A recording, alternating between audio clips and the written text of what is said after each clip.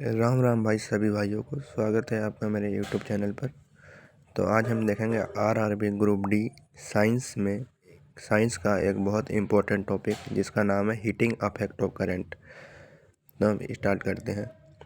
तो हम देखते हैं कि हीटिंग अफेक्ट ऑफ करंट क्या होता है।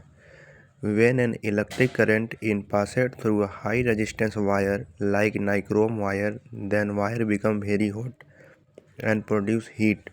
This is called heating effect of current।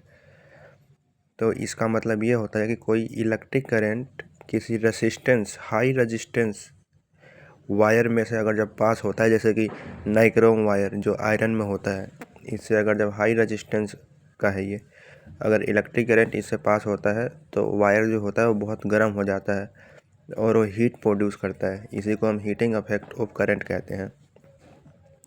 Heating affect of current का फॉर्मूला होता है H=VIT, VIT और I²RT V²T/R। ये तीन फार्मूले हैं हीटिंग अफेक्ट ऑफ करंट के, और इन्हीं तीनों पे आपको न्यूमेरिकल्स देखने को मिलते हैं, जिसमें V का मतलब होता है पोटेंशियल डिफरेंस यानी कि वोल्टेज, और I का मतलब होता है करंट, और R का मतलब होता है रेजिस्टेंस, और T का मतलब होता है time. It is known as Joule's law of heating, और इसी को हम जूल्स लॉ ऑफ हीटिंग के नाम से भी जानते हैं। नेक्स्ट टॉपिक है इलेक्ट्रिक पावर। तो हम देखते हैं पावर क्या होता है। Electric power is defined as the amount of electric energy consumed in a circuit per unit time.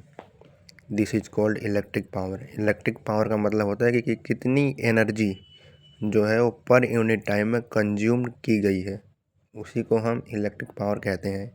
Electric power का SI यूनिट होता है वॉट, और इसका फॉर्मूला होता है वर्क अपॉन टाइम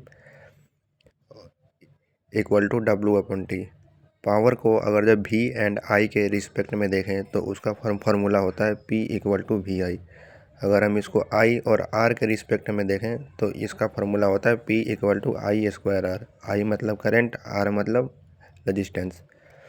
अगर हम इसको V और एंड R के रिस्पेक्ट में देखें तो इसका फार्मूला होता है P=V²/R। V मतलब वोल्टेज और R मतलब रेजिस्टेंस।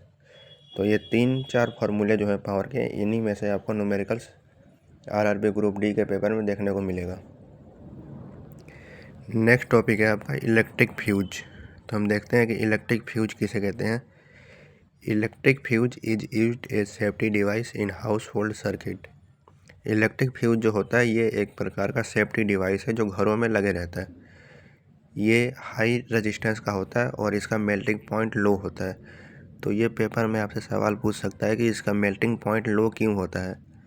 क्योंकि इसमें करंट हाई फ्लो होता है, करंट इसमें बहुत ज़्यादा फ्लो होता है, इसीलिए इसका मेल्टिंग पॉइंट जो है वो लो होता है। अब हम देखते हैं डोमेस्टिक इलेक्ट्रिक सर्किट। इसमें 3 टाइप के वायर होते हैं डोमेस्टिक इलेक्ट्रिक सर्किट में, जो हमारे घरों में भी यूज होता है।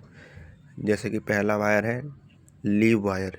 ये हैविंग रेड इंसुलेशन, ये रेड कलर का होता है, जिसको हम फेज वायर के नाम से भी जानते हैं। दूसरा होता है हमारे पास न्यूट्रल वायर। न्यूट्रल वायर होता है हैविंग ब्लैक इंसुलेशन, ये ब्लैक कलर का होता है। तीसरा होता है हमारे पास अर्थ वायर, जिसका कलर ग्रीन होता है।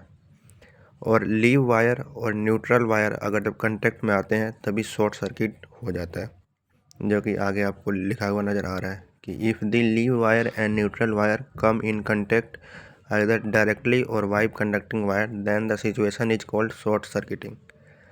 ठीक है, नेक्स्ट हम बढ़ते हैं। और ये 2 चीज़ हमेशा याद रखना कि पैरेलल कनेक्शन में हमें वोल्ट मीटर देखने को मिलता है और सीरीज कनेक्शन में हमें अमीटर देखने को मिलता है।